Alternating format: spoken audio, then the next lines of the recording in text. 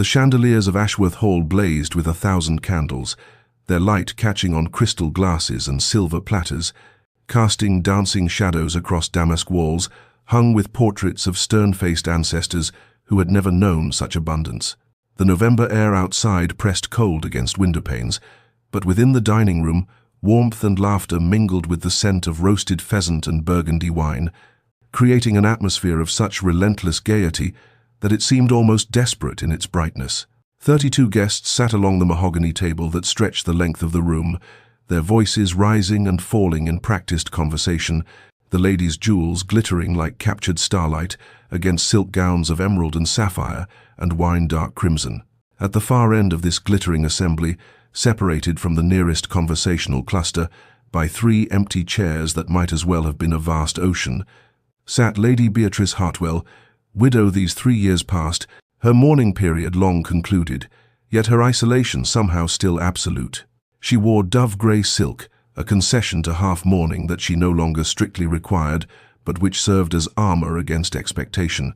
and her dark hair was dressed simply without the elaborate curls and ornaments favored by the other ladies present. Her plate held portions she had not requested but which had been served to her nonetheless. Food she moved about with her fork in a performance of eating, while her gaze remained fixed on the middle distance, trained through years of such evenings to appear pleasantly occupied while being utterly alone. She had learned not to attempt conversation with those seated nearest, for they invariably found reasons to turn away, drawn into discussions with partners on their other side, leaving her suspended in a peculiar social limbo where she was present yet invisible, acknowledged yet excluded. From her exile, she observed the table's social geography with the practiced eye of one who has studied her own exclusion, noting how certain guests clustered around Lady Pemberton's wit, how others leaned toward Lord Ashworth's political discourse, how the younger ladies giggled behind fans at some shared secret. And then her gaze found him, the Duke of Thornfield, Lord Adrian Blackwood, seated at what might be considered the place of honor near their host, yet somehow equally isolated, despite the pressed proximity of admirers on either side. He was recently returned from abroad, she knew, though the precise reasons for his extended absence remained subject to speculation and rumor. His dark evening clothes seemed to absorb the candlelight rather than reflect it,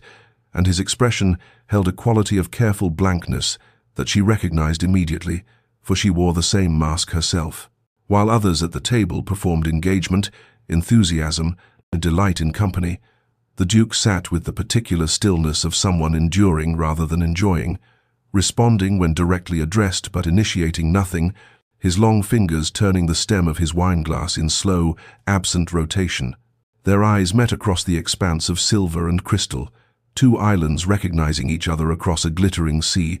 and in that brief moment of connection, Beatrice felt something shift in her chest, a recognition both unsettling and strangely comforting. Here, she thought, was another soul acquainted with the particular loneliness of crowded rooms. The marriage had been arranged when Beatrice was 19, a practical matter negotiated between her father and Baron Hartwell, a gentleman of 63 years whose first wife had died a decade previous, leaving him childless and in want of an heir he had little hope of producing, but whose estate required the respectability of matrimony. She had not protested the arrangement, for she understood that her father's fortunes had declined, and that her own prospects, being neither a beauty nor particularly accomplished beyond her reading, were limited to such practical alliances. The wedding had been a quiet affair, conducted in the chapel of the Baron's country estate with few witnesses, and the marriage itself had been mercifully brief, for the Baron's health, already precarious, had failed entirely within 8 months of their union. He had been kind to her in his distant way, treating her more as a companion than a wife, spending his evenings in his library while she spent hers in the drawing-room, their lives running parallel but rarely intersecting. When he died peacefully in his sleep one March morning, Beatrice had felt genuine sorrow for the loss of a decent man, but she could not claim the crushing grief expected of a devoted wife, and this lack became her first crime in society's eyes. The second crime was the inheritance itself, for the Baron had left her well provided for, his estate passing to a distant cousin, but a generous portion settled upon her for life, ensuring her independence and comfort. The timing, whispered the drawing-rooms and parlors of neighboring estates, was remarkably convenient. A young woman married to an old man, widowed within a year, financially secure, without the burden of actually having to be a wife for any length of time. No one said directly that she had married for money, or that she had perhaps hastened the Baron's demise through some subtle means, but the suggestions hung in the air like smoke, impossible to grasp, but impossible to escape. Now, 3 years later, seated at yet another dinner party at the Wentworth estate, Beatrice occupied her familiar position at the table's forgotten end, watching the candlelight play across faces animated by wine and gossip. The Wentworths had invited her out of obligation, for she was still technically part of their social sphere, and to exclude her entirely would be too obvious a cut. But they had placed her where she could do no harm to the evening's atmosphere, and tucked away like a piece of furniture one cannot quite bring oneself to discard. She noticed the Duke of Thornfield again, seated across and several places down,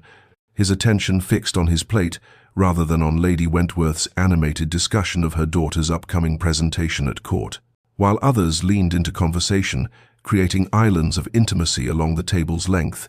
the Duke maintained a careful distance, responding when addressed with brevity that bordered on coldness, never encouraging further discourse. Beatrice watched as Lady Sarah Pemberton attempted to engage him in discussion of his travels abroad, her smile brittle with determination, only to be met with responses so minimal they could not sustain conversation. When the Duke's gaze lifted and found hers across the table, there was that same flash of recognition she had felt at Ashworth Hall, a moment where two people accustomed to performing invisibility suddenly saw each other with perfect clarity. His eyes held hers for 3 heartbeats before both looked away, but something had been acknowledged in that brief connection, a mutual understanding that neither was truly part of the glittering world surrounding them, and that they were both merely enduring until the evening's expected performance could conclude, and they could retreat once more into their separate solitudes. 3 weeks passed in the quiet rhythm of country winter, days marked by frost on window panes and early darkness that sent Beatrice to her solitary fireside with books that had become her most faithful companions, and it was during one of these expeditions to replenish her reading that she encountered the Duke of Thornfield in the village library, a modest establishment housed in the old rectory building, where dust motes danced in slanted light, and the smell of aging paper mingled with beeswax and leather. She had not expected to find anyone there on a Thursday afternoon, when most of the county's gentry would be paying calls or preparing for the evening's social obligations, and she certainly had not expected to round the corner of the history section to discover Lord Adrian Blackwood, standing before the shelves with a volume open in his hands, being so absorbed in its contents that he did not immediately notice her presence. Beatrice froze, her own book selection forgotten, torn between retreating before he saw her and the strange reluctance to leave this quiet space where, for once, she had felt at ease. The decision was taken from her when he looked up, his dark eyes meeting hers with that same flash of recognition she had felt across dinner tables, and for a moment neither spoke, the silence between them filled with the particular awkwardness of two people who have acknowledged each other's isolation, but have not yet determined what, if anything, that acknowledgement might mean. "Lady Hartwell," he said finally, his voice lower than she had expected, roughened perhaps by disuse in casual conversation, and he closed the book in his hands with careful precision, as though the interruption had broken some spell he was reluctant to lose. "Your Grace," she replied, executing a small curtsy that felt absurd in this intimate space, among shelves that cared nothing for titles or social position, and she saw something flicker in his expression, something that might have been amusement or might have been shared recognition of the ridiculousness of formal address in a dusty library where they were the only souls present. "I did not mean to disturb your reading," she added, already preparing to retreat, to surrender this sanctuary as she had surrendered so many others. But he raised one hand slightly, a gesture that stopped her without commanding. "You have disturbed nothing," he said, and then, after a pause that suggested he was choosing his words with unusual care, "I confess I am curious what draws you to the history section when the novels are housed in the next room, for most ladies of my acquaintance prefer romances to accounts of ancient civilizations." There was no mockery in his tone, only genuine inquiry, and Beatrice felt something unexpected unfurl in her chest, a small spark of defiance, or perhaps simply honesty. "Most gentlemen of my acquaintance prefer to assume they know what ladies read without troubling to ask," she replied, her voice carrying an edge of wit she had learned to suppress in drawing rooms, but which felt permissible here, in this space between social performances. The Duke's expression shifted, surprise giving way to something that might have been approval, and he inclined his head slightly, acknowledging the hit. "A fair observation," he said, and then, gesturing to the shelves around them, "What is your preference, then, if not the romances they expect?" She moved closer, her fingers trailing along leather spines as she considered how much truth to offer this man who was still essentially a stranger, despite their shared recognition of isolation. "I prefer histories because they are honest about human nature," she said finally. "Novels promise happy endings and transformations of character that rarely occur in life, but histories show us that people have always been precisely as complicated, as flawed, as capable of both nobility and pettiness as they are now, and there is comfort in knowing that we are not unique in our struggles." She had not meant to reveal so much, and she felt heat rise in her cheeks, certain she had exposed herself as peculiar or overly serious. But when she glanced at the Duke, she found him watching her with an intensity that was not judgment, but rather a kind of hungry attention, as though she had offered him water after a long drought. "Yes," he said simply, the single word carrying weight far beyond its brevity, and in that moment Beatrice understood that he, too, had been performing for so long that genuine conversation had become a rare and precious thing, and this brief exchange among dusty books had unsettled them both in ways neither quite knew how to name. The invitation to Ashworth Hall arrived on a morning when frost still clung to the window panes, the familiar cream-coloured card bearing Lady Ashworth's flowing script, and Beatrice felt the customary dread settle in her stomach as she read the date and time, knowing that another evening of isolation awaited her at that grand table, where she had first truly seen the Duke and understood they were kindred in their exile. She dressed with particular care that evening, choosing a gown of deep emerald that had been her one concession to colour in a wardrobe, otherwise dominated by the greys and lavenders of extended mourning, telling herself that her choice had nothing to do with the possibility of seeing Lord Adrian Blackwood again, though she knew this for the lie it was. The journey to Ashworth Hall took her through familiar countryside, now stripped bare by winter's advance, trees reduced to skeletal silhouettes against a sky heavy with clouds that promised snow, and when she arrived and was ushered into the drawing-room where guests assembled before dinner, she noted immediately that the Duke stood near the windows, his posture speaking of barely contained desire to escape through the very glass he faced. Lady Ashworth fluttered among her guests with practiced grace, her voice carrying across the room as she discussed the evening's arrangements, and Beatrice watched with detached interest as the hostess consulted a small card bearing the seating plan, her expression shifting from certainty to confusion as she glanced toward the Duke, who had turned from the window and was speaking to her in tones too low for others to hear. Whatever request he made caused Lady Ashworth's eyebrows to rise slightly,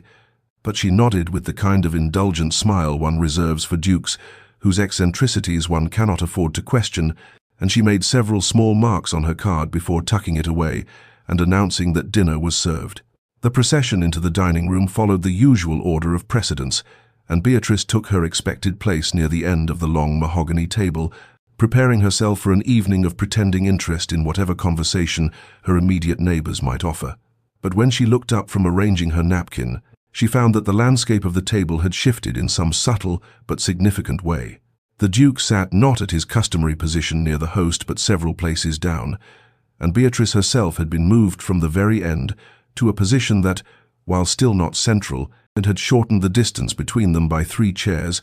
a change small enough that most guests would not register it as deliberate, but large enough that she felt the shift like a physical sensation, as though the air between them had become charged with awareness. Throughout the meal, she maintained her usual composure, responding to Lord Pemberton's discussion of his hunting plans with appropriate murmurs and listening to Mrs.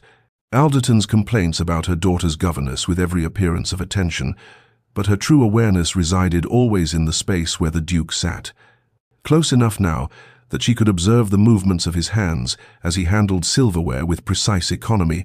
close enough to notice when he reached for the salt cellar and passed it in her direction without her having asked, the small crystal vessel appearing beside her plate as though he had anticipated her need before she herself had recognized it. Later, when her wineglass stood empty and conversation had drawn the attention of the servants elsewhere, she found it quietly refilled, and glancing sideways, she caught the briefest glimpse of the Duke, returning the decanter to its place, his actions so subtle that no one else at the table would have marked them. But she knew, and he knew that she knew. And in this silent exchange of small courtesies, something was acknowledged between them that had no name yet, but which hummed beneath the surface of the evening, like a note too low to hear, but strong enough to feel in one's bones. The rain began as Beatrice emerged from the village church, where she had been paying her respects at her late husband's memorial plaque, a duty she performed monthly, more from obligation than sentiment,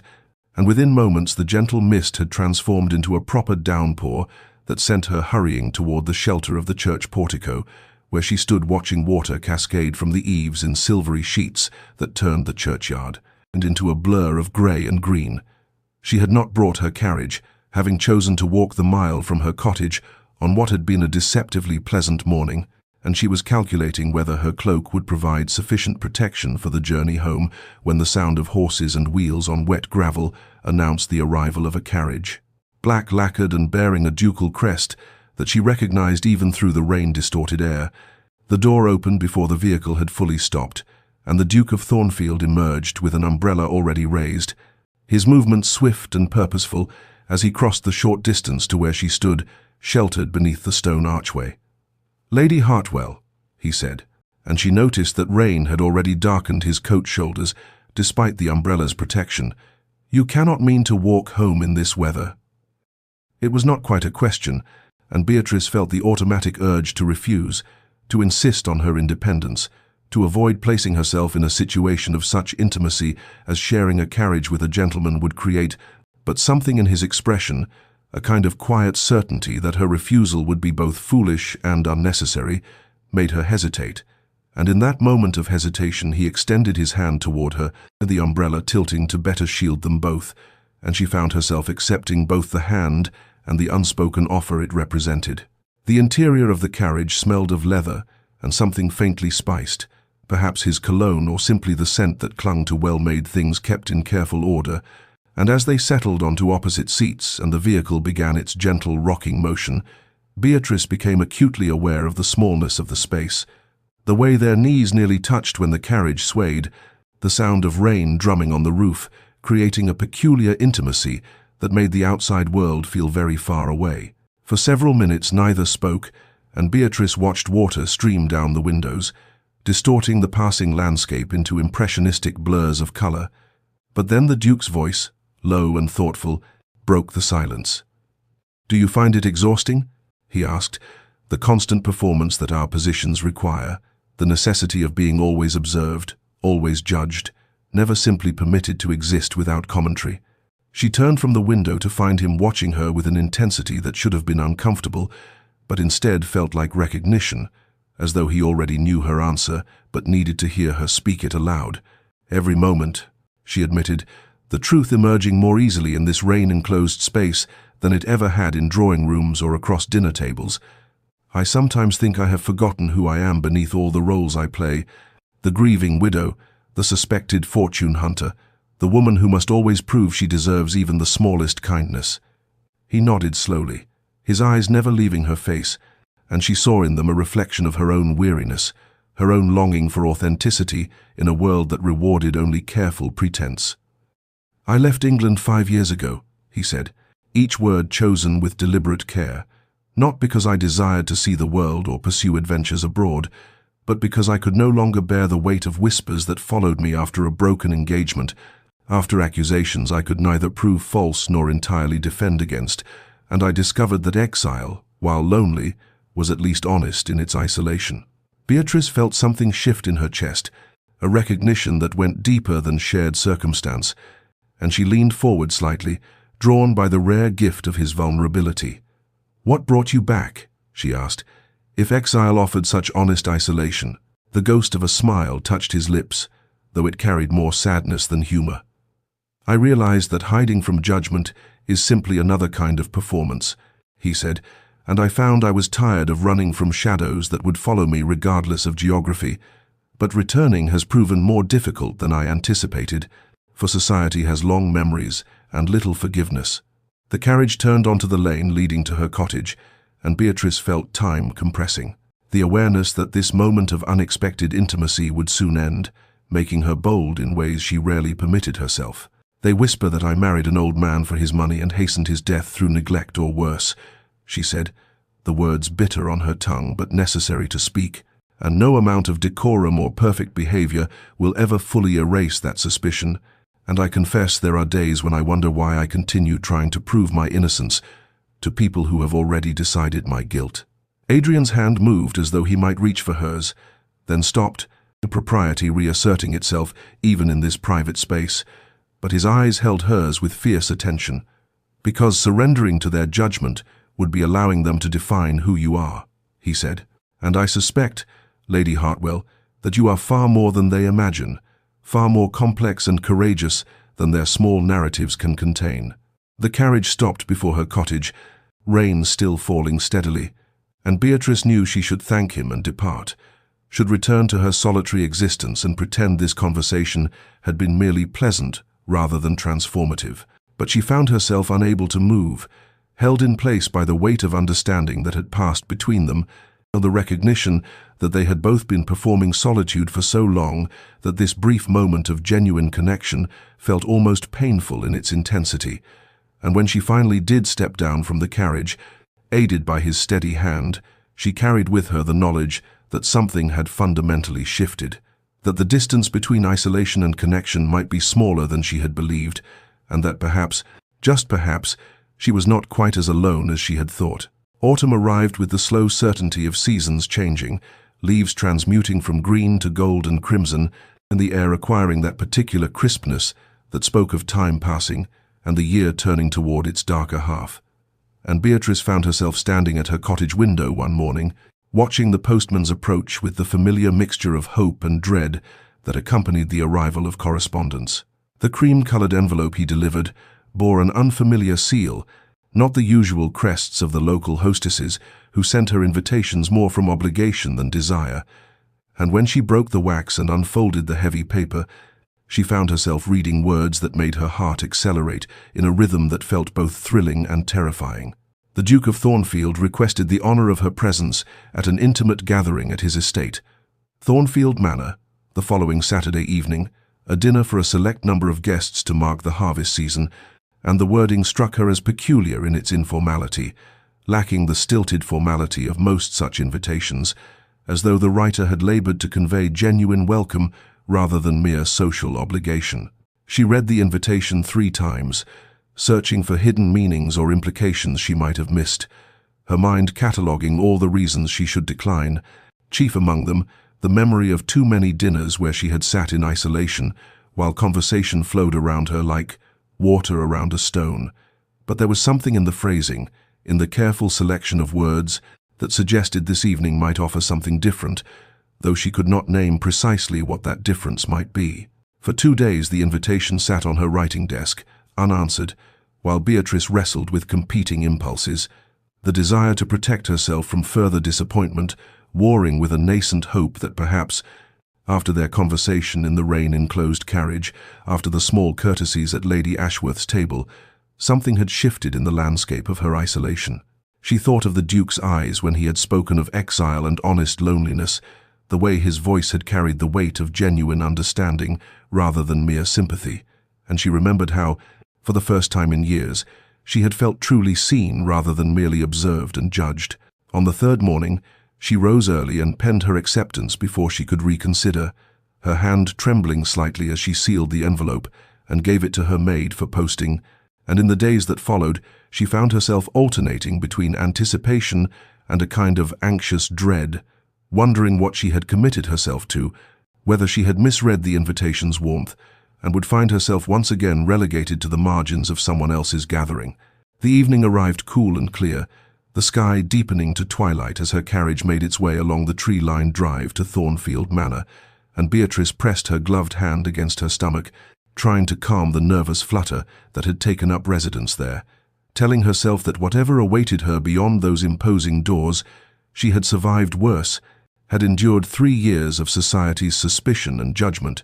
and could surely manage one more dinner party, though even as she formed this thought, she knew that this evening felt different, weighted with possibility and risk in equal measure. And when the footman handed her down from the carriage, and she saw candlelight glowing warm in the manor's windows, she took a deep breath and stepped forward, choosing hope over fear and connection over the safety of isolation.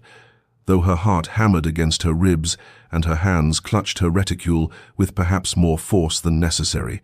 and she crossed the threshold into whatever transformation awaited her with trembling courage and a whispered prayer that this time, perhaps this time, she might find herself welcomed rather than merely tolerated. The butler led Beatrice through corridors warmed by candlelight and the glow of carefully tended fires, the manor's interior revealing itself as less austere than she had imagined,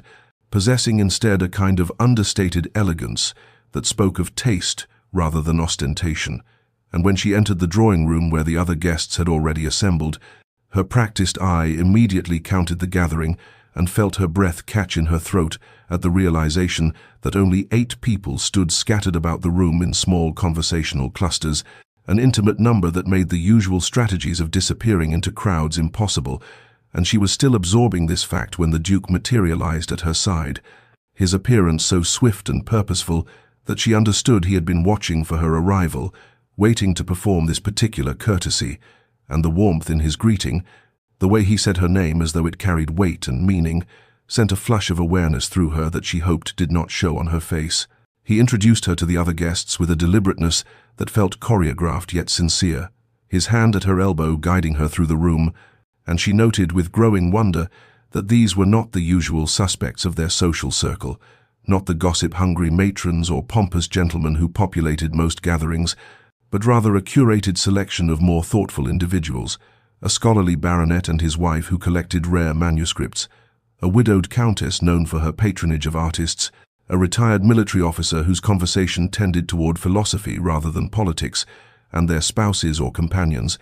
all of whom greeted her with genuine courtesy rather than the brittle politeness that usually masked judgment. When dinner was announced and they processed into the dining room, Beatrice braced herself for the familiar humiliation of being directed to some distant chair, but instead she felt the Duke's hand steady at her back as he guided her to the seat directly beside his own at the head of the table, and the gesture, so public and unmistakable in its meaning, sent visible ripples through the small assembly, eyebrows rising fractionally, glances being exchanged, the unspoken but universally understood message being transmitted that the Duke of Thornfield had chosen to honor this particular guest with placement that suggested regard bordering on preference. Throughout the meal he engaged her in conversation with an attentiveness that could not be mistaken for mere politeness, asking her opinions on topics ranging from the merits of various agricultural improvements to her thoughts on a recently published novel, and when she offered her perspectives, carefully at first, and then with growing confidence as she realized he genuinely wanted to hear them, he listened with focused attention that made her feel, for the first time in longer than she could remember, that her words carried value beyond their social utility, and the other guests, observing this dynamic, could not maintain their polite distance, but were drawn gradually into acknowledging her presence, directing questions to her, including her in the broader conversation, until she found herself participating in the kind of genuine exchange she had almost forgotten was possible. The elderly countess, seated across from Beatrice, mentioned a mutual acquaintance, and when Beatrice responded with an observation that was both charitable and perceptive, the older woman's eyes lit with recognition and approval, and Beatrice felt something crack inside her, the ice that had encased her heart for 3 years, beginning to splinter under the warmth of being seen as something other than an object of suspicion. And when the Duke refilled her wine glass himself, rather than waiting for the footman, when he laughed genuinely at something witty, she said, when he turned to her repeatedly throughout the evening, as though her presence beside him was not obligation but choice, she felt the careful walls she had built around herself beginning to crumble, terrifying and exhilarating in equal measure. And by the time the dessert course arrived, she found herself engaged in animated discussion with the baronet's wife about Italian poetry, while the Duke watched with an expression she could not quite read, but that made her pulse quicken, and she understood with crystal clarity that this evening, this carefully orchestrated gathering, was not accident but intention, not kindness but declaration, and that the Duke had just announced to his select circle of acquaintances that Lady Beatrice Hartwell deserved not merely tolerance but regard, and the question that burned in her mind as the evening drew toward its close was not whether society would follow his lead, though that mattered, but rather what she would do with this unexpected gift of recognition, whether she possessed the courage to step out of her protective isolation and risk the vulnerability that genuine connection would require. In the week following the dinner at Thornfield Manor, Beatrice discovered that the landscape of her social existence had shifted in ways both subtle and unmistakable, the first evidence arriving in the form of an invitation from Lady Pemberton, a hostess known for her exacting standards and carefully curated guest lists, who had never before deemed Beatrice worthy of inclusion in her more intimate gatherings. And when Beatrice unfolded the cream-colored card and read the request for her presence at a small musical evening, she felt a complicated tangle of emotions that defied simple categorization, something that was part gratification and part suspicion, wondering whether this sudden expansion of social opportunity represented genuine acceptance or merely strategic positioning by hostesses who had noted the Duke's public demonstration of regard and were now hedging their social bets. Accordingly, the invitations continued to arrive with increasing frequency, her morning correspondence transforming from the sparse trickle she had grown accustomed to into a steady stream of requests for her company, and she attended these events with careful attention to the small but significant changes in how she was received, noting that hostesses now greeted her with warmth that seemed almost genuine, that seating arrangements no longer relegated her to the table's forgotten corners, but placed her among guests of consequence, that conversations included her rather than flowing around her as though she were invisible. Yet even as she experienced this shift, she found herself analyzing each gesture for authenticity, questioning whether the smiles were real or merely painted on faces that had learned to follow the Duke's lead, and this constant scrutiny exhausted her in ways that the old isolation had not, because at least in her previous state she had known exactly where she stood, had understood the rules of her exclusion, whereas now she existed in uncertain territory, unable to distinguish between genuine acceptance and performance, and the not knowing gnawed at her during sleepless nights, when she lay awake, wondering whether she had simply traded one form of loneliness for another, the isolation of rejection, for the perhaps more painful isolation of being valued not for herself,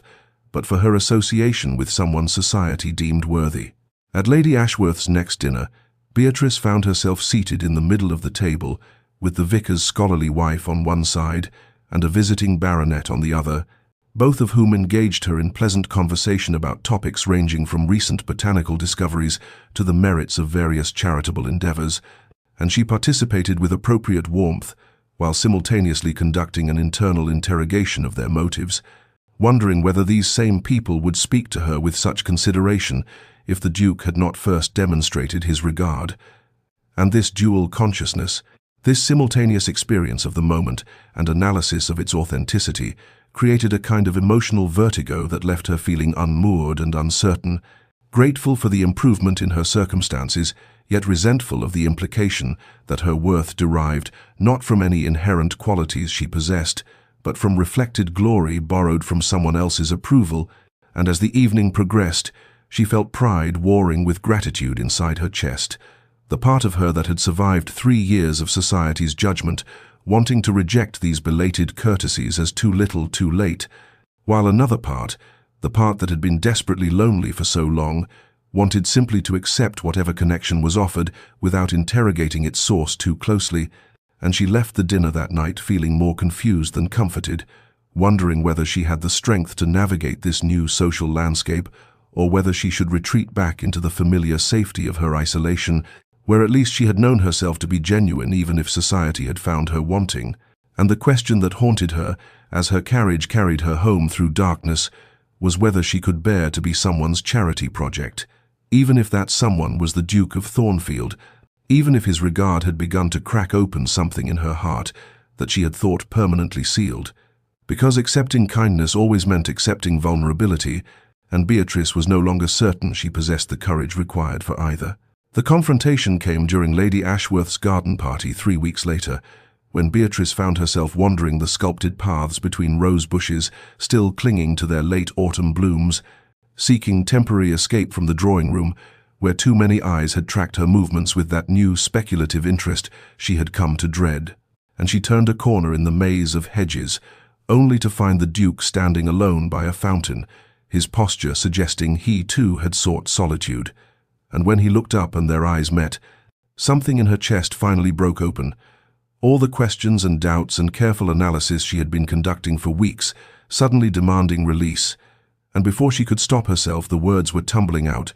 asking him why he had done it, why he had singled her out for his regard, whether she was merely a project for his conscience or perhaps an act of rebellion against society's expectations,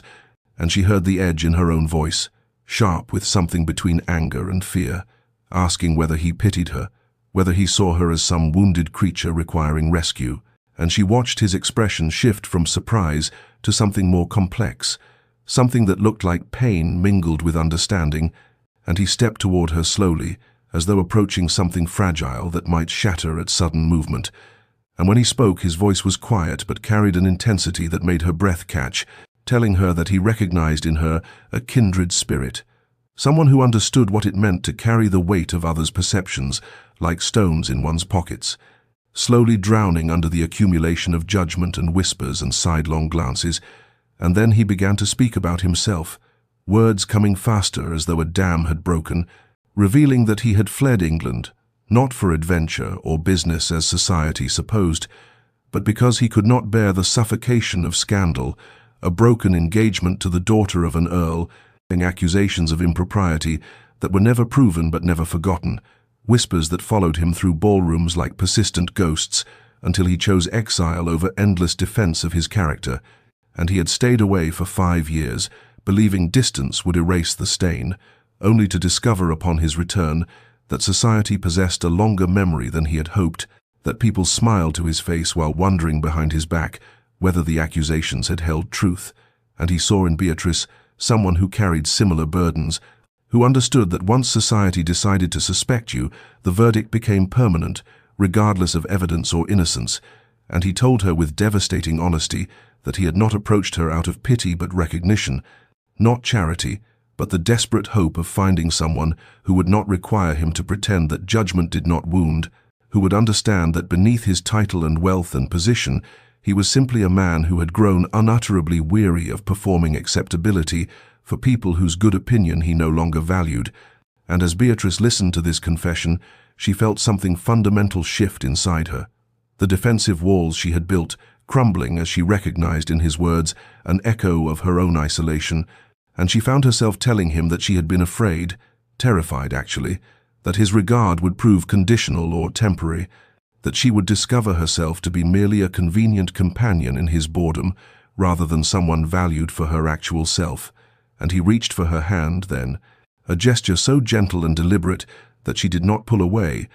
and he said with quiet certainty that she had misunderstood everything, if she believed his attention was anything less than genuine appreciation for a woman whose intelligence and resilience had reminded him that there were people in the world worth knowing, worth risking further judgment to stand beside, and in that moment, surrounded by the dying roses and the fountain's gentle music, Beatrice felt the last of her suspicion dissolve, replaced by something far more dangerous than doubt,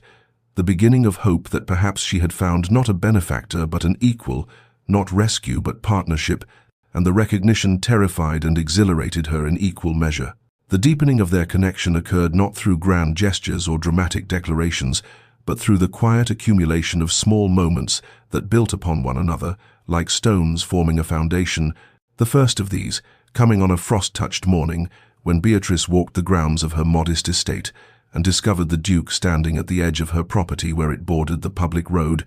and when she approached with surprise, he explained somewhat awkwardly that he had formed the habit of walking early when the world was still and found the paths near her home particularly pleasant, and though neither acknowledged the obvious truth that his estate lay in the opposite direction entirely, they fell into step together as though it were the most natural thing in the world. their conversation beginning with observations about the changing season and the way morning light transformed familiar landscapes into something strange and beautiful, then gradually deepening into discussions of philosophy and literature, and Beatrice discovered that Adrian possessed not merely education, but genuine intellectual curiosity, that he read not to appear cultured, but because ideas fascinated him, and he in turn found in her a mind that challenged his assumptions and offered perspectives he had not considered, their debates ranging from the ethics of land management to the merits of various poets, to questions about duty and desire, and the price of conforming to society's expectations, and these morning walks became a ritual neither named but both anticipated, meeting as though by accident at the border between their properties 3 or 4 times each week, and gradually Beatrice began to trust that his interest was genuine rather than performative, that he valued her thoughts rather than merely tolerating them, and she noticed how he listened when she spoke, not with the polite patience men often employed with women, but with active engagement, sometimes disagreeing with her conclusions, but always respecting the reasoning that led her there, and Adrian found himself hoping that she was beginning to see him as more than his title, that when she looked at him she perceived not the Duke of Thornfield with all his wealth and position, but simply Adrian, a man who had been lonely for so long he had almost forgotten what genuine connection felt like, and their conversations expanded beyond their morning walks to include exchanges of books with notes written in the margins, his observations on passages that had moved him, and her responses that revealed the workings of her remarkable mind. And once he sent her a volume of poetry with a particular verse marked as words about finding unexpected grace in barren landscapes, and she understood the metaphor he was offering, that they had each been barren landscapes before this unlikely friendship, and she sent back a different collection with her own marked passage about the courage required to trust after betrayal, and these small gestures of intellectual and emotional intimacy built between them something that transcended the social performances they were both so weary of maintaining, creating a space where they could exist as themselves rather than as the roles society had assigned them. And Beatrice felt the rigid defenses she had constructed beginning to soften, not crumbling all at once but gradually becoming permeable, letting him in by degrees, and Adrian recognized this trust for the precious gift it was and handled it with corresponding care, never pushing for more than she was ready to offer, content to let their connection develop at whatever pace felt safe to her, and in this patient accumulation of shared moments they were building something neither dared yet name, but both had begun to depend upon. A partnership of minds and hearts that existed apart from society's judgment,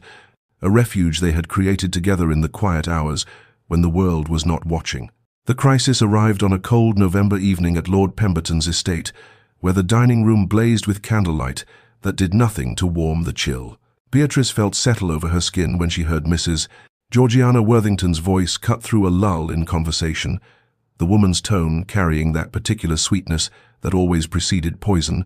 remarking to her companion in a volume clearly calculated to reach Beatrice's ears that it must be wonderfully convenient to be widowed so young and so wealthy, with all the freedoms of marriage but none of its burdens, and Beatrice felt every muscle in her body tense as the familiar shame washed over her, that old instinct to shrink and endure and pretend she had not heard, and she was aware of Adrian going rigid beside her. He saw from the corner of her eye how his hand tightened on his wineglass until his knuckles whitened, and she knew he was preparing to respond, to defend her honor as he had done in smaller ways these past weeks, but something in her rebelled against needing defense, against allowing this woman to reduce her once again to a helpless target. And before Adrian could speak, Beatrice turned with deliberate grace toward Mrs. Worthington, her voice emerging clear and steady as she observed that convenience was indeed a curious word to describe 3 years of mourning a man she had cared for despite their brief acquaintance, 3 years of bearing the weight of others' suspicions while managing an estate and honoring her late husband's memory through charitable works that perhaps Mrs. Worthington had not noticed since they did not provide occasions for gossip, and she continued, with devastating precision, to note that freedom was also an interesting characterization of widowhood, as she had discovered that society granted far more freedom to married women of certain moral flexibility than to widows who committed no sin beyond surviving their husbands, and the entire table had gone silent now, every guest frozen in fascinated horror at this breach of polite pretense, and Beatrice met Mrs. Worthington's gaze directly as she concluded that if the lady found her circumstances so enviable, perhaps she should consider them more carefully, as they included not only wealth but also the daily experience of being suspected, diminished, and discussed by people who knew nothing of her actual character or choices, and she delivered this response with such controlled grace, such perfect composure, that it was impossible to characterize her words as an outburst or loss of control. And Mrs. Worthington's face had gone pale, then red, her mouth opening and closing without sound, defeated by her own malice turned back upon her, and in the terrible silence that followed, Lord Pemberton cleared his throat and changed the subject with desperate determination, and Beatrice returned her attention to her plate with hands that trembled only slightly, her heart racing with the audacity of what she had just done, and she felt, rather than saw, Adrian's reaction beside her, the way he had gone utterly still, and when she finally dared glance at him, she found him watching her with an expression that made her breath catch, something beyond admiration or approval, something that looked like revelation, like a man seeing clearly for the first time what had been before him all along. And later, when the ladies withdrew, and she stood by the drawing-room window trying to calm her racing pulse, he found her there and spoke quietly of how magnificent she had been, how he had been prepared to defend her, but recognized now that she required not rescue but partnership, not protection but equal standing, and in that moment his feelings crystallized into absolute certainty, understanding that he had not merely found someone who understood his isolation, but someone whose strength matched his own, whose courage in the face of judgment reminded him what integrity looked like, and he knew with sudden clarity that he wanted to stand beside this woman, not out of sympathy or alliance against common enemies, but because she had shown him what it meant to defend one's own worth without apology or retreat. Winter's approach announced itself through bare branches, etching themselves against leaden skies and frost that silvered the lawns each morning, and with the changing season came the inevitable summons of obligation, for Adrian as Duke of Thornfield was expected to host the winter ball that had been tradition for 3 generations, an event that would draw hundreds of guests from across the county and beyond, and the prospect filled him with a peculiar dread that had nothing to do with the logistics of such an undertaking, and everything to do with the woman who had come to occupy his every waking thought, because he understood that such a public event would force a declaration of sorts, would require him to navigate the treacherous waters between demonstrating his regard for Beatrice and exposing her to the intensified scrutiny that came with being visibly connected to a man of his position, and he found himself lying awake at night, considering possibilities and discarding them, wondering how to show her and the world that she mattered to him without overwhelming her with attention. She had not invited or creating a spectacle that would make her the subject of even more gossip than she already endured, and it was in this state of anxious deliberation that he found himself doing something unprecedented, sending a note to Beatrice requesting her counsel on matters of estate management, specifically regarding the allocation of resources for tenant improvements and the balance between traditional obligations and progressive reforms. And when she arrived at Thornfield Manor on a grey afternoon, with questions in her eyes about why he had truly summoned her, he found himself genuinely seeking her opinion, laying before her the ledgers and reports and asking what she thought. And Beatrice, who had expected perhaps another careful step in their developing connection, found herself instead engaged in serious discussion about crop rotation and drainage systems and the ethics of raising rents when harvests had been poor, and she offered observations that were both practical and compassionate, suggesting solutions he had not considered, challenging assumptions he had inherited along with his title. And Adrian listened with the focused attention he had always given her, taking notes on her suggestions, asking follow-up questions, treating her insights with the respect they deserved, and in this unexpected conversation about grain, yields, and tenant welfare, something shifted between them, because this was partnership of a different order than their morning walks and literary discussions. This was Adrian inviting her into the practical workings of his life and responsibilities, trusting her judgment on matters that would affect hundreds of people, and Beatrice felt the significance of this trust even as she maintained her composure, understanding that he was showing her not the polished public face of the Duke, but the private reality of a man trying to steward his inheritance with integrity, and their discussion expanded beyond the specific questions he had posed to encompass broader visions of what responsible nobility might look like, how those with power and privilege might use both to genuinely improve rather than merely maintain. And when she finally departed as afternoon faded toward evening, Adrian stood at his window watching her carriage disappear down the drive and realized that what had begun as attraction and developed into friendship had transformed into something far more profound, that he wanted this woman not merely beside him at dinners and in drawing rooms, but as true partner in the work of his life, that her mind and heart and courage were exactly what he needed to become the man he aspired to be, rather than simply the title he had inherited. And he understood with crystalline clarity that the coming ball was not merely social obligation, but opportunity, a chance to begin declaring publicly what had already become truth privately, that Beatrice Hartwell had become essential to him in ways that transcended social convention and rendered society's judgment irrelevant. And though he still did not know precisely how to navigate the public declaration without causing her pain, he knew now with absolute certainty that he would find a way, because a future without her partnership had become unimaginable. The night of the Thornfield Winter Ball arrived with snowfall that transformed the estate into something from a fairy tale, white drifts softening the edges of the ancient manor, while hundreds of candles blazed in every window,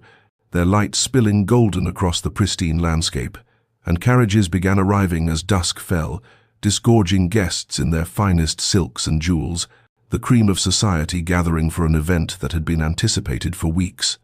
And Beatrice sat in her own carriage as it joined the queue approaching the entrance, her hands trembling inside her gloves, despite the warmth of the heated bricks at her feet, because she understood that tonight would be different from every other ball she had endured, that Adrian's invitation had been specific and personal rather than merely conventional, but she could not predict what form that difference would take or how society would respond, and the anxiety that coiled in her chest made her briefly consider instructing her driver to turn back, to plead sudden illness and retreat to the safety of isolation, except that she had promised Adrian she would come, and she would not break that promise, even as fear whispered that she was walking into another evening of whispered judgment and careful exclusion. And when she finally entered the ballroom, after surrendering her cloak, she was immediately overwhelmed by the sheer scale of the gathering. Easily 300 guests filling the magnificent space, the combined wealth and power of the county assembled in one glittering mass,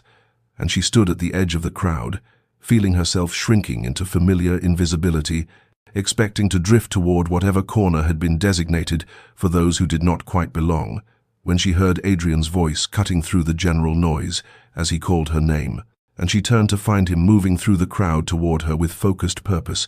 ignoring the greetings of other guests as he closed the distance between them. And when he reached her, he took her hand with a formality that was nevertheless unmistakably possessive, and asked if she would do him the very great honor of joining him for the opening dance. And Beatrice felt the entire room's attention shift toward them like a physical force,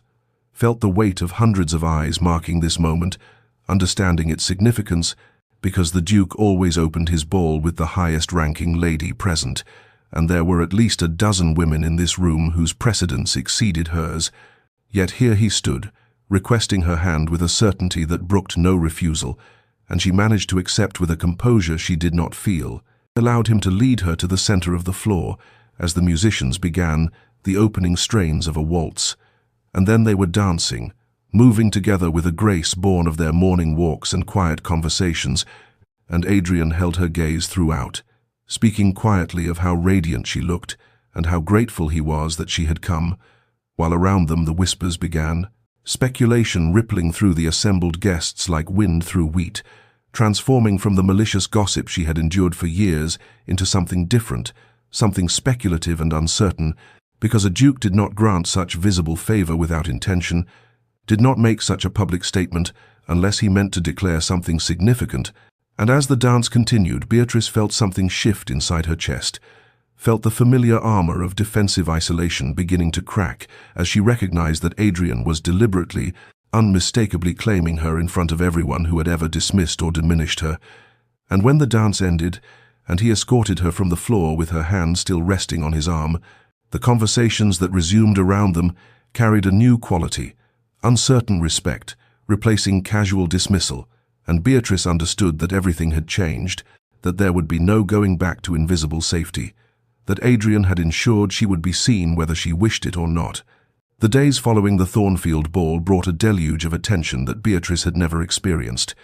Invitations arriving by the dozen, calling cards accumulating on her silver tray, and everywhere she went, conversations would pause and then resume with altered tenor as people reassessed her significance in light of the Duke's unmistakable favor. And while some of this attention carried genuine warmth, much of it felt calculating, opportunistic, society adjusting its treatment of her, not because their opinion had truly changed, but because association with her now meant potential access to Thornfield and its master, and this realization settled over Beatrice like a cold fog, because she understood the difference between being valued for herself and being courted for her proximity to power, and worse than the opportunism was the emergence of a new form of gossip, whispers that questioned whether the Duke truly understood what he was doing, whether his judgment had been compromised by isolation or eccentricity, suggestions that surely a man of his position could do better than a widow of questionable reputation. And Beatrice heard these whispers even when they were not meant for her ears, caught the pitying looks from women who seemed to think she was somehow ensnaring a man above her station. And each comment, each look, each subtle intimation that she was unworthy of Adrian's regard worked like drops of acid on her fragile hope, and she began to see her reflection through society's eyes again, and began to question whether accepting his attention was selfish, whether by allowing him to publicly favor her, she was dragging him down to her level rather than being elevated to his, and the fear that had always lived in her chest, the fear that she would somehow contaminate or damage anyone who cared for her, began to grow and spread, and she found herself lying awake at night, constructing scenarios in which Adrian's reputation suffered because of her, imagining his eventual regret when he realized what his favor had cost him, and gradually, almost without conscious decision, she began to withdraw, declining invitations even when she knew he would be present, sending polite notes expressing regret due to headaches or fatigue or pressing matters at her own estate. And when Adrian sent messages requesting her company for their customary morning walks, she replied that the weather had turned too cold for her constitution, and she stopped visiting the library where they had first truly spoken, avoided the village on days when she knew he conducted business there, and she told herself this was kindness, that she was protecting him from the damage her presence would inevitably cause, that the most loving thing she could do was remove herself before his association with her created irreparable harm to his standing, and she did not allow herself to acknowledge the pain this withdrawal caused her, did not admit that every declined invitation felt like tearing away a piece of herself, because she had learned long ago to endure pain in silence, had mastered the art of sacrificing her own happiness for what she perceived as greater good, and so she retreated into the isolation that had been her refuge and prison for 3 years, telling herself it was necessary, inevitable, the only honorable choice, even as her heart whispered that she was making a terrible mistake. Adrian noticed Beatrice's withdrawal within days, recognized the familiar pattern of strategic retreat because he had employed the same tactics himself during those terrible months before he left England, when every social interaction felt like navigating a minefield and the only safety lay in absence, and he understood immediately what she was doing and why, could trace the logic of her fear, because it mirrored his own past reasoning. But he refused to allow her to sacrifice herself on the altar of his reputation, refused to permit her to disappear back into isolation in some misguided attempt to protect him from association with her supposed taint. And so on a grey morning when frost still clung to the grass despite the climbing sun, he rode directly to her estate without sending advance notice, without observing the proprieties that would have given her opportunity to refuse him, and when her butler attempted to claim she was not receiving visitors, Adrian simply stated that he would wait in her drawing room until she was, his tone carrying the unmistakable authority of a duke who was accustomed to having his requirements met, and so he was shown into the elegantly appointed room where he had sat exactly twice before, both times for brief formal calls that had maintained every proper distance, and he stood at the window overlooking her gardens for nearly 20 minutes before Beatrice finally appeared. her face pale and her hands twisting together in a gesture of anxiety he had never seen from her before, and she began to apologize for keeping him waiting, to offer some excuse about being unprepared for callers, but he cut through her polite deflections with a single direct question, asking why she had been avoiding him, and the bluntness of it seemed to rob her of the careful evasions she had surely prepared, leaving her standing in the middle of her own drawing room, looking suddenly lost, and after a long moment she said quietly that she thought it best if they maintained some distance, that the attention his favor had brought her was not the kind that would serve him well, that she had heard the whispers and knew what people were saying about his judgment and his choice of companions, and Adrian felt something fierce and protective rise in his chest as he listened to her catalogue, her perceived inadequacies, heard her describe herself through the lens of society's cruelest assessments, and when she finally fell silent, he crossed the room to stand before her and said with absolute conviction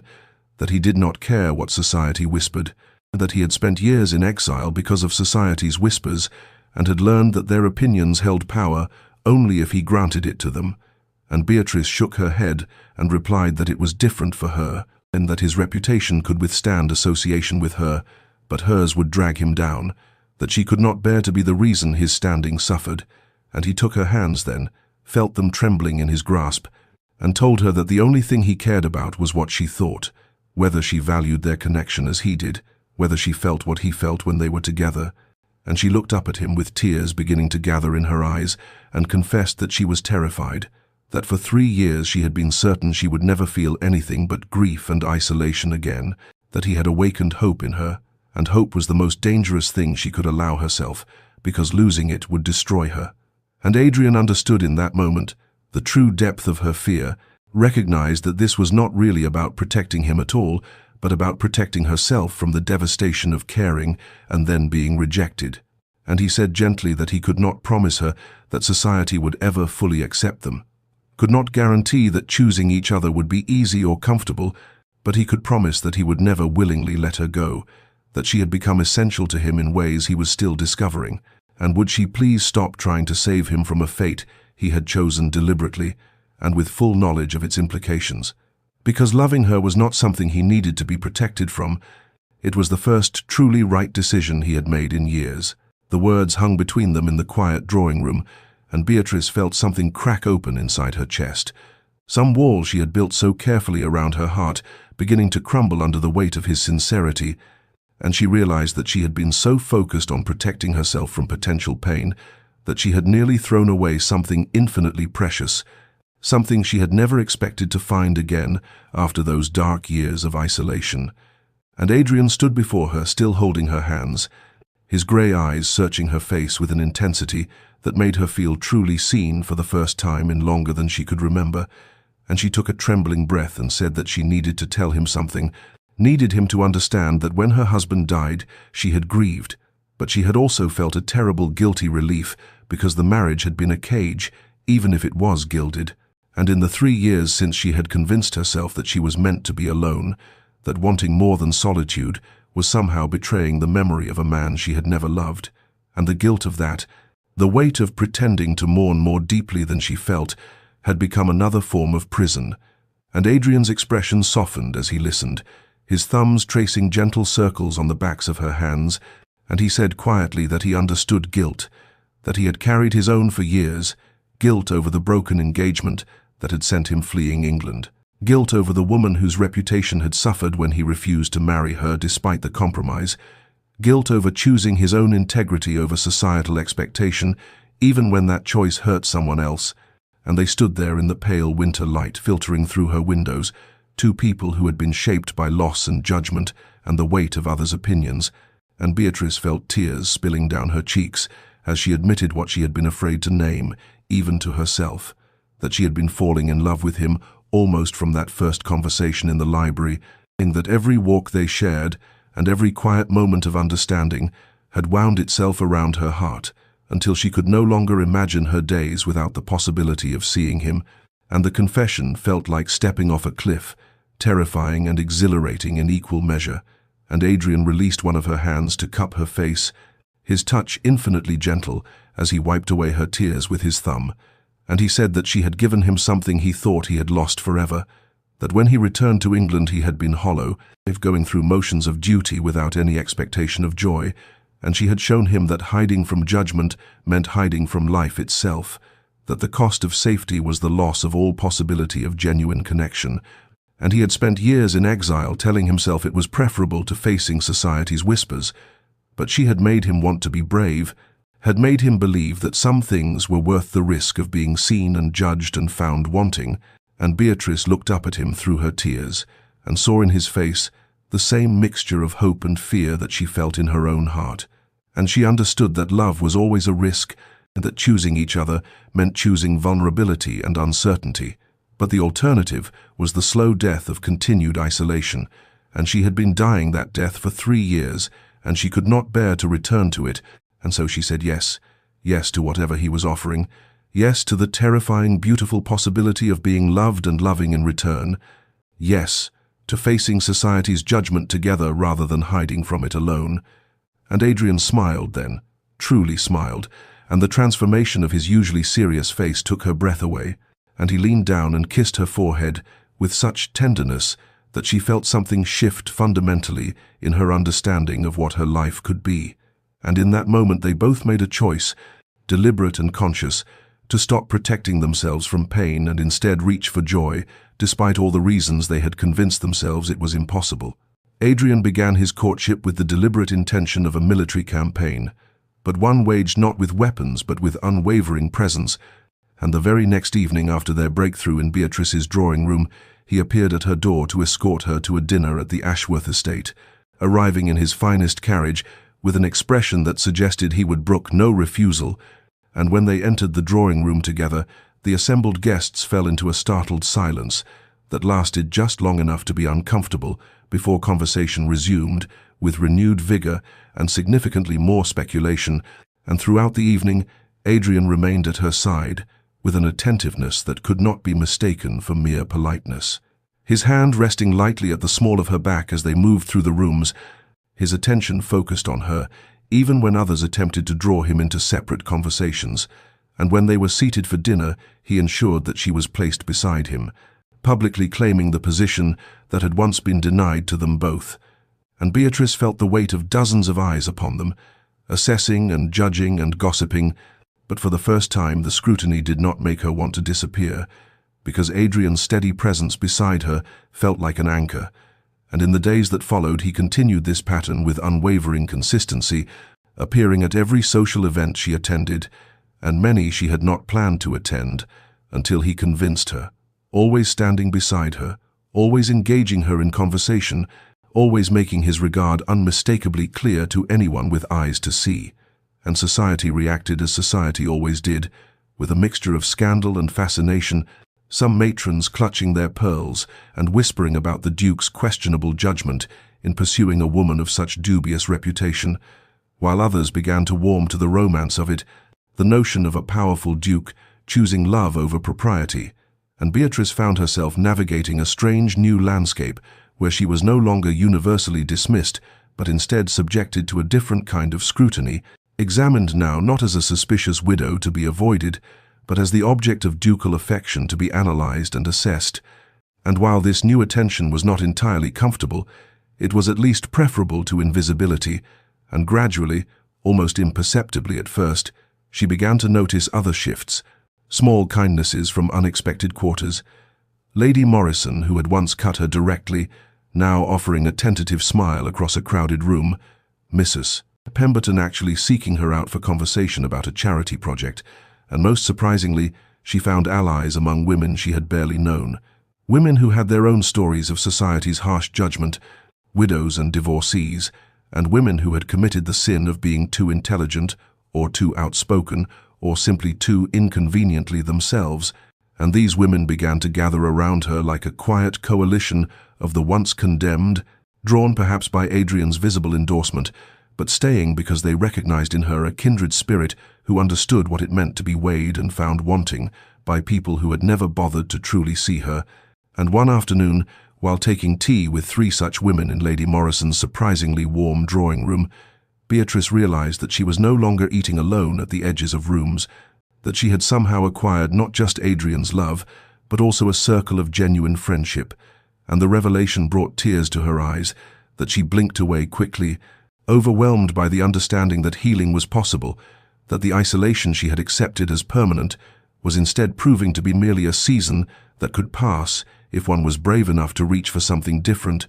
And through it all, Adrian remained constant, his courtship neither wavering nor rushing, giving her time to adjust to this new reality, while making absolutely certain that no one could doubt his intentions. Spring arrived at Thornfield Manor with an explosion of cherry blossoms and the sweet scent of wisteria climbing the stone walls. And on an evening when the setting sun painted the library windows gold, Adrian had asked Beatrice to join him there, under the pretense of selecting a book he thought she might enjoy, though when she arrived, she found him standing not among the shelves but in the center of the room where the last light pooled on the Persian carpet, and something in his expression made her pause in the doorway, her heart suddenly beating faster, because she recognized that look, had seen it building in his eyes over the weeks of their courtship, and he crossed to her and took both her hands in his and said that he needed to ask her something in this room, in this space where they had first truly seen each other, where between dusty volumes and forgotten histories they had discovered that neither of them was as alone as they had believed, and Beatrice felt tears prickling at her eyes even before he spoke the words, because she knew what was coming, and the joy of it was almost too much to contain. And Adrian said that he had spent years believing that exile was his permanent condition, that the price of maintaining his integrity was a lifetime of isolation. And then she had walked into his library with her sharp wit and her wounded eyes, and shown him that there were others who understood the weight of society's judgment, others who had been deemed unworthy by people who never bothered to look beneath the surface, and she had not needed him to rescue her because she was not weak or broken, but rather strong in ways that humbled him, and what he wanted, what he was asking if she would grant him, was not the right to save her but the privilege of standing beside her,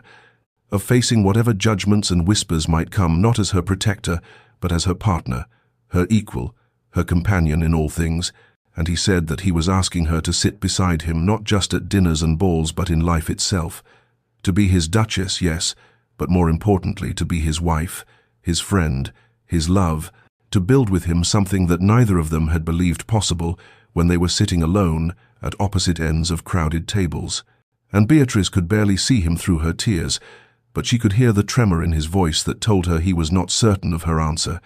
despite everything they had shared,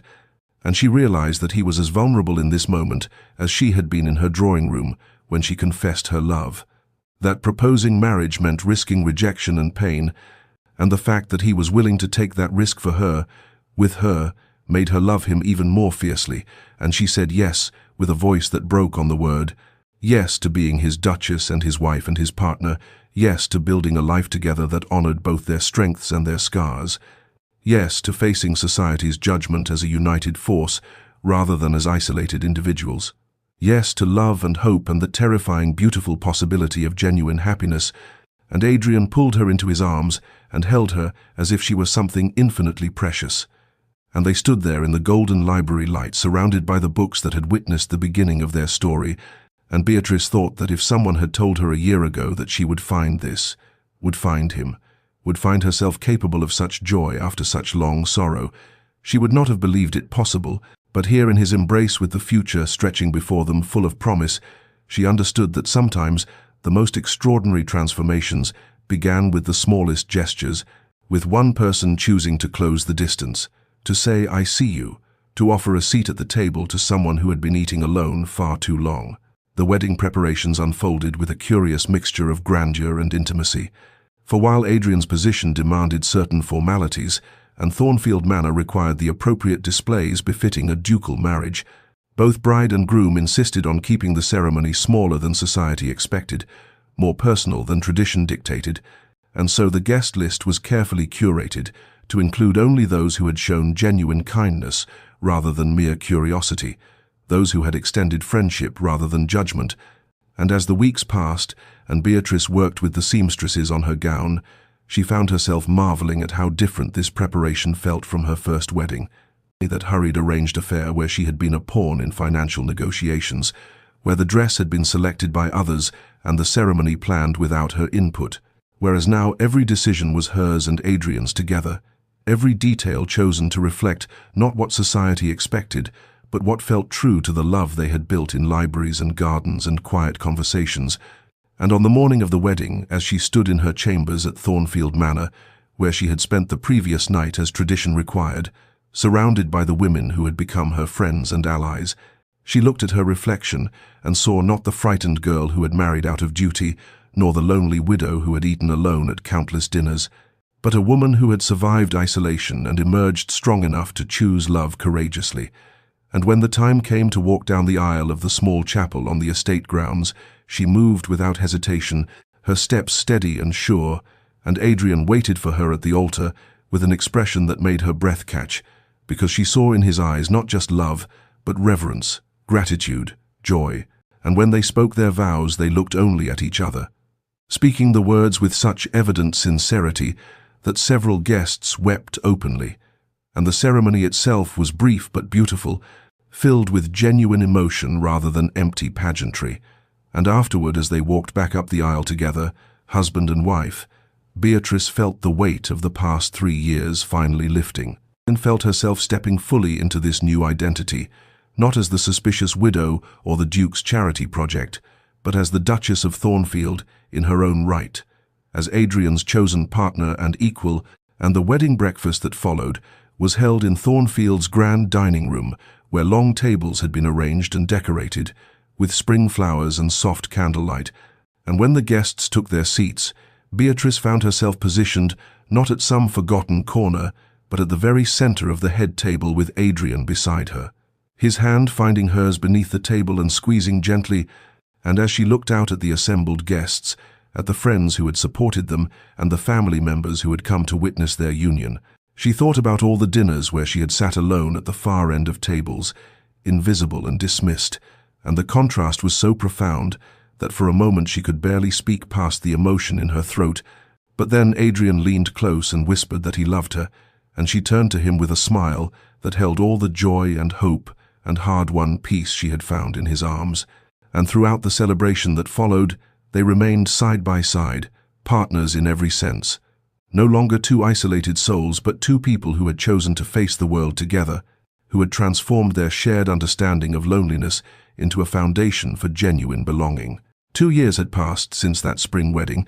2 years in which Beatrice had grown into her role as Duchess of Thornfield, with a grace that surprised even those who had doubted her, and on an evening in late autumn, when the first frost silvered the gardens and candlelight warmed the dining room windows, she and Adrian hosted their annual harvest dinner, a tradition they had established in their first year of marriage as a way of bringing together not just the prominent families of the county, but also those who might otherwise be overlooked, the widows and younger sons, and anyone who existed at society's margins. And as Beatrice moved through the drawing room before dinner, greeting guests and ensuring everyone felt welcome, she noticed a young woman standing alone near the windows, perhaps 20 years old, with anxious eyes and a dress that, while well made, was not quite in the current fashion, and something in the girl's posture, in the way she held herself slightly apart as if expecting rejection, reminded Beatrice so sharply of herself 3 years ago that she felt her breath catch, and she observed how other guests seemed to flow around the young woman without quite acknowledging her presence, creating that familiar, invisible barrier that Beatrice knew too well. And when dinner was announced and the guests began moving toward the dining room, Beatrice watched as the young woman followed last, her steps hesitant, and sure enough, when everyone had found their places, the girl was seated at the very end of the long table, isolated by 3 empty chairs on either side,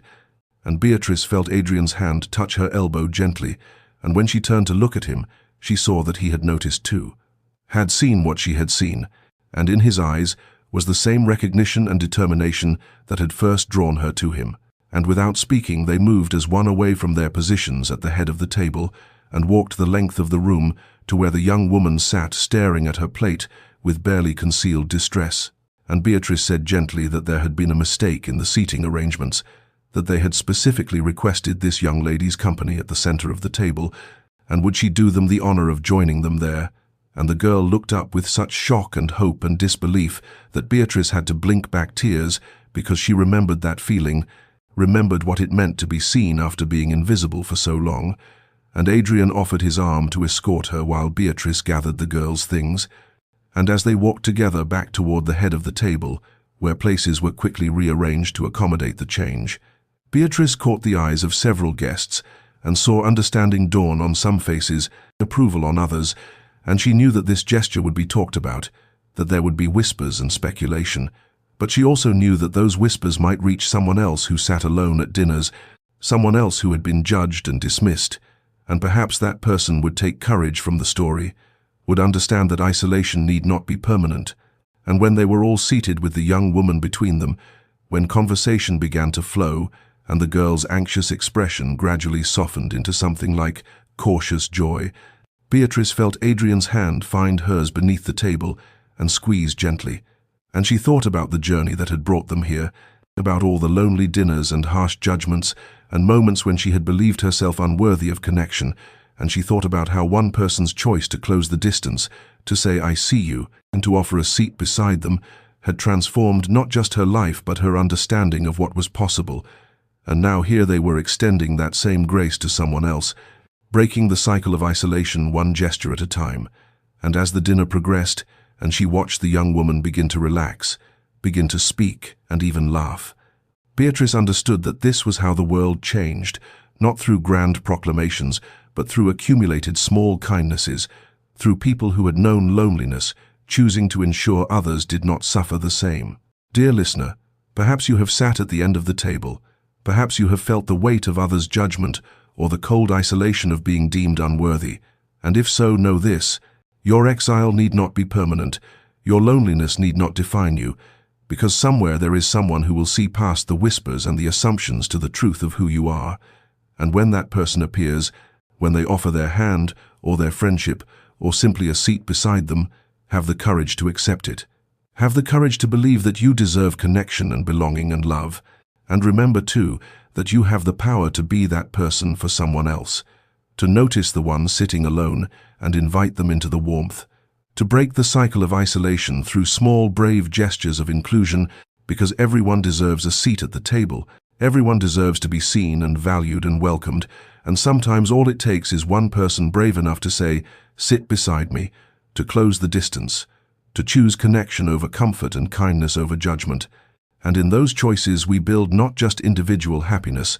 but a world where fewer people must eat alone, where fewer souls must endure the cold exile of society's rejection. So may you find the courage both to accept the hand extended to you and to extend your own hand to others. May you know the transformative power of genuine connection, and may you always remember that beneath the performances and pretenses, we are all simply seeking the same things: to be seen, to be valued, to belong. This story comes to you from Tales of Transformation, where we believe in the power of love, courage, and second chances. If this tale touched your heart, please share it with someone who needs to hear that they are not alone, that their seat at the table awaits, that their story of isolation can become a story of belonging. Until we meet again, may you rest in peace, knowing that you are worthy of every kindness, every connection, every moment of joy that life offers.